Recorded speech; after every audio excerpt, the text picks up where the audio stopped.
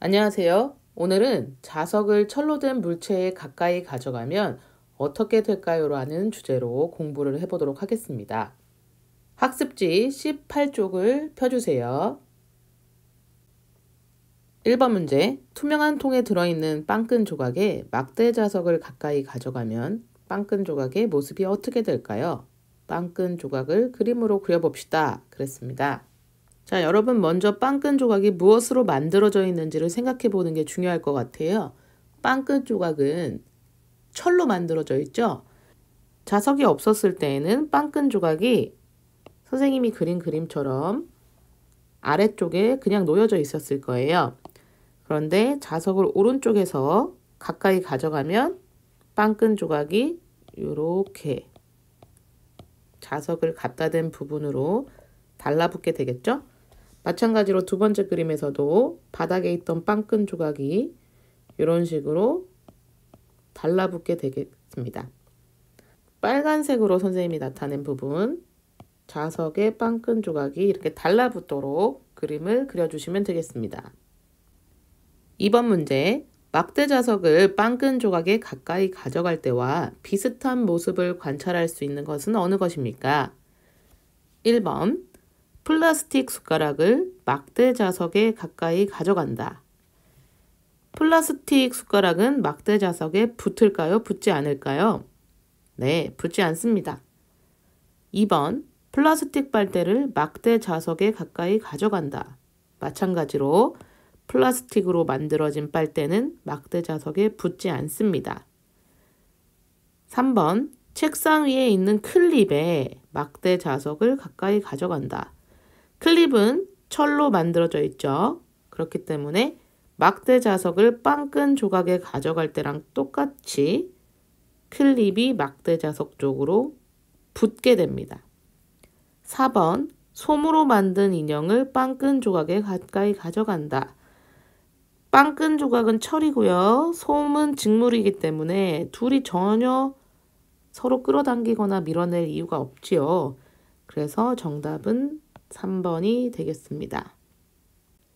3번 문제, 나침반 바늘이 가리키는 방향이 가와 같을 때 물에 띄운 막대 자석의 모습을 생각하여 나에 그려봅시다. 그랬습니다.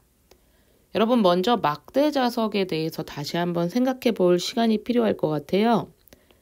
막대 자석은 빨간색 부분과 파란색 부분으로 구성되어 있죠. 빨간색 부분에는 영어로 알파벳 N이, 파란색 부분에는 영어로 알파벳 S가 쓰여져 있을 것입니다. 물에 띄운 자석은 항상 일정한 방향을 가리킵니다. 그때 북쪽을 가리키는 자석의 극을 N극이라고 하고요. 남쪽을 가리키는 자석의 극을 S극이라고 합니다. 이 N극은 북쪽을 뜻하는 영어 단어 north의 앞글자를 따온 것이고요. S는 남쪽을 뜻하는 영어 단어 south의 앞글자를 따온 것입니다. 우리가 N극과 S극이 표시되어 있는 막대 자석을 물에 띄우거나 공중에 매달아서 북쪽과 남쪽을 찾을 수 있습니다. 자석의 이런 성질을 이용해서 만든 도구가 바로 가에 있는 나침반인 겁니다. 그럼 여러분, 가에서 나침반은 빨간색 부분이 위쪽을 가리키고 있지요. 북쪽이 위쪽이란 뜻이고요. 남쪽이 아래쪽이란 뜻입니다. 그럼 우리가 자석을 어떻게 그려주면 될까요? 맞습니다. 북쪽에는 빨간색의 N극을, 남쪽에는 아래쪽에 파란색 S극을 그려주면 되겠네요. 어렵지 않게 해결할 수 있었습니다. 여러분도 선생님처럼 그림을 그려보십시오. 4번, 다음 빈 곳에 알맞은 말을 보기에서 골라 쓰시오. 보기 한번 살펴볼까요? N, S, 동쪽, 서쪽, 남쪽, 북쪽 이렇게 6가지가 있습니다.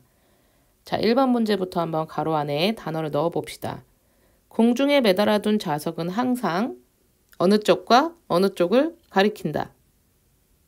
아까 선생님이 3번 문제에서 말씀을 드렸죠? 남쪽과 북쪽을 가리킨다. 2번, 나침반을 평평한 곳에 놓으면 항상 맞습니다. 공중에 매달아두는 자석과 같이 남쪽과 북쪽을 가리키게 됩니다. 3번, 막대 자석에서 북쪽을 가리키는 자석의 극을